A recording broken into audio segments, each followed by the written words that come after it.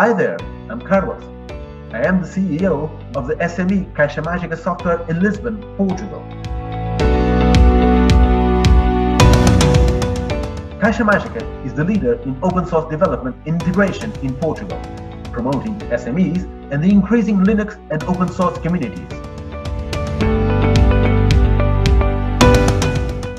In this project, we are leaders of the task concerning apps development and integration with the eFactory ecosystem, coordinating the efforts of creating a technical environment that will allow an easy path for developers to engage the eFactory framework, and also to provide the manufacturing SMEs a flexible way to make the most of the eFactory assets and customize them to their needs.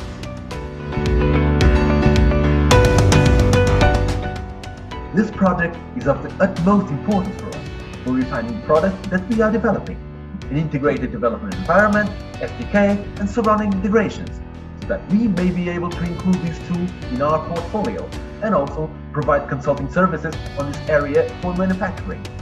We hope to be able to contribute with our expertise and gain more knowledge about the manufacturing supply chain business.